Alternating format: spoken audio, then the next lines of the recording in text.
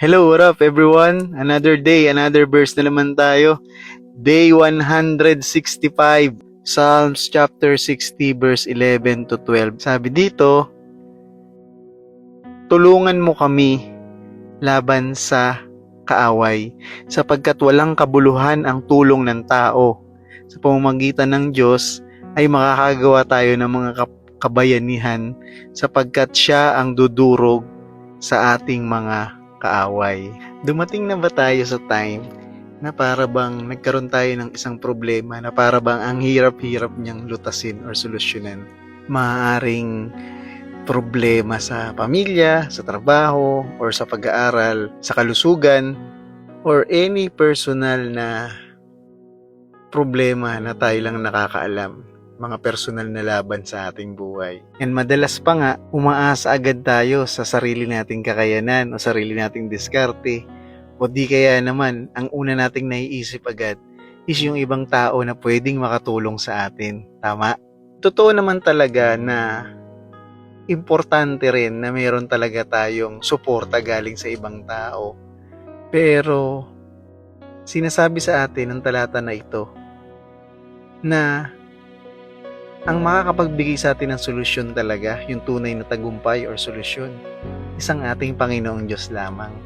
Kung ikukumpara natin yung tulong ng ibang tao sa napakamakapangyarihang Diyos na nagbibigay talaga ng tunay na tagumpay, walang kamatch-match or hindi kayang ihambing yung kapangyarihan ng Diyos. Hindi sinasabi sa atin dito na yung tulong ng ibang tao or yung suporta ng ibang tao ay hindi mahalaga sa buhay natin.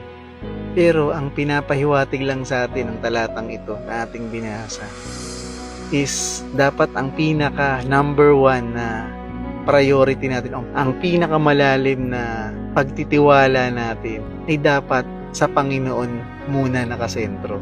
Kapag siya yung una nating nilapitan or ginawa natin siyang sandigan, nagbibigay naman talaga siya ng wisdom, strength, tapos katatagan na harapin yung mga hamon ng buhay na ito. At hindi lang basta tulong yung maaasahan natin according sa verse na to, no? Kundi tunay na katagumpayan. Ang sabi doon, di ba, dudurugin daw yung mga kaaway. Alam mo yan, yung mga problema, kayang-kayang durugin ng ating Panginoon Diyos. Mapapansin natin, magugulat na lang tayo, yung dating dapat na sumuko na tayo. Pero ngayon, binibigyan tayo ni Lord ng lakas para magpatuloy at lumaban sa hamon ng buhay na ito. Napakahirap ng sitwasyon, pero kapag kasama na natin ng Panginoon Diyos, ay gumagaan ang lahat ng mga bagay or mga problema. Ngayon, isipin natin, meron ba tayong pinagdadaanan ngayon or mabibigat na problema na pinapasa natin mag-isa? Siguro dapat isurrender na natin yan sa Panginoon. At ibigay natin yan lahat sa Kanya sa pamamagitan ng taimtim na pananalangin sa Kanya. Hingi tayo sa Kanya ng strength, gabay, direction kung saan tayo dapat magpunta.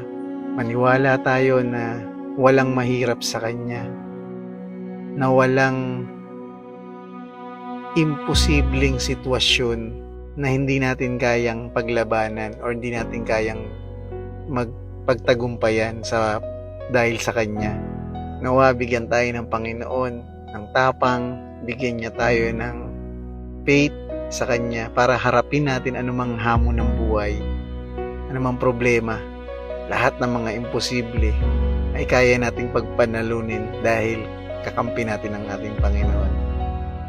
At lagi nating tatandaan na tayo ay panalo na. Ibinigay na ng Diyos sa atin ang katagumpayan simula nung tayo ay nakipagkaisa na sa Kanya. So anumang laban ang pinagdadaanan mo, kapatid, ikaw ay panalo na, I declare sa pangalan ng ating Panginoong Jesucristo. God bless everyone, and nawa ay patuloy nating palaganapin ang salita ng Diyos dito sa mundo.